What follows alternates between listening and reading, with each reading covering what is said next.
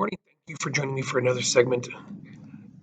Today's topic is going to be Vince McMahon, a visionary pioneer in the wrestling world. And while many people may love or hate him, Vince McMahon is one of the best examples of an entrepreneur in the post-war economy.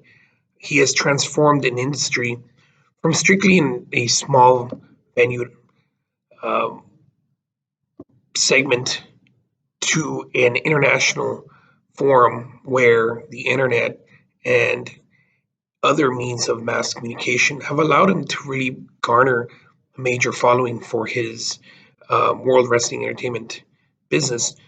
And really, one of the things that I wanted to talk to him about is seeing the transformation from participating in these smaller wrestling venues around the United States, creating a major conglomerate out of those, buying them out.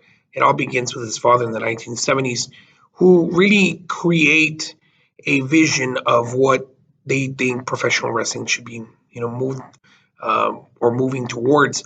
By the 1980s, with the beginning of WrestleMania, you start seeing the first WrestleMania bringing in your Hulk Hogan, Mr. T. So you're starting to see Hollywood figures, Cyndi Lauper, joining the bandwagon, if you will, of the Wrestling World Wrestling Federation at the time, and really giving it more legitimacy. And while many people, still consider the wrestling industry to be, strictly entertainment and not professional, and such as an NBA or an NFL league, you still have these athletes who are, in great shape. You've seen some Olympic wrestlers who have participated, heavyweight lifters such as Mark Henry. You've got Kurt Angle. These people have moved in from different walks of life. You've seen Dennis Rodman, Karl Malone, all of these different people, participate in some sort of wrestling event or the other. But why it's important is because the entrepreneurial spirit that Vince McMahon has had, this vision, has really propelled him to become really the only wrestling organization throughout the nation. We have smaller ones that are really kind of out on the fringes. We have another competing one called the AEW, which has now started picking up some steam. But one of the things that I see from Vince McMahon is, once again, he's really helped move this industry and pushing it towards a greater height that has never been envisioned. He brought all these smaller organizations together and created this big, instrument. Wall Street really has seen its share of ups with the WWE in terms of his stock. The stock has risen because Mr. McMahon has created interest, and many people have sought to capitalize on that. Stars such as Hulk Hogan, to name a few. You've got Triple H, people that many people may not know, are really national celebrities, and what they've done is really help garner more support for Mr. McMahon in terms of creating a bigger, a better audience. Pay per view, when it was one of the earlier ways that McMahon was able to reach out at the national level for people who really wanted to get see superstars and were not able to see them on TV. With the rise of mass media, the internet, and cable TV, McMahon was also able to successfully dethrone World Championship Wrestling, which was owned by Ted Turner and headquartered in Atlanta. So you have all these different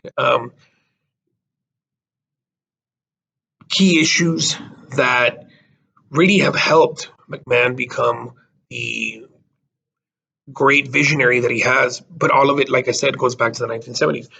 If we take a look, the way Vince McMahon, starts doing all these, making these moves, is by really establishing himself, going into the different territories as they were called back then, picking up the best wrestlers from their particular territories and signing them on to WWF. That's what started creating that interest.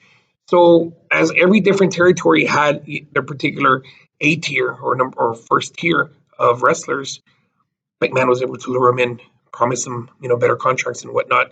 So that created one organization, WWF, which now had these major characters, if you want to call them that, really entertainers, depending on whom you would like to ask, or strictly just wrestlers for your average fanatic or fan. But what McMahon's vision has been is to be the number one sports entertainment organization in the nation and in the world. So he has been providing these entertaining events. You've got, like, once again, we go back to WrestleMania with the rise of smaller little organizations that are attempting to compete and take away, push some of these other major um, wrestlers. You have really more chances of success because the smaller markets don't really have, and the smaller organizations don't have the capacity that Vince McMahon has had. And he's done so once again because of his vision, which goes back 40 years, going back to the 1970s. His father, when he himself was just a promoter, but then he starts seeing the possibilities and he starts bringing them all on. Like I said, I looked at three different articles, and the three articles really stem from a 2003 article that really leads the viewer to, or the reader, to talk about what he's been doing, how he's come about the creation of said organizations, and as a matter of how that works out is his work ethic. If you take a look at what McMahon has been doing, you're looking at about a 48 hour marathon with about two or three of his events that are broadcast weekly. So his work week would start early on, during the weekend. So what that does is it really helps, create this ability to really establish your game plan of what you want to do, how you want to do it. And it's by virtue of his particular trade, they create storylines, him and his executives.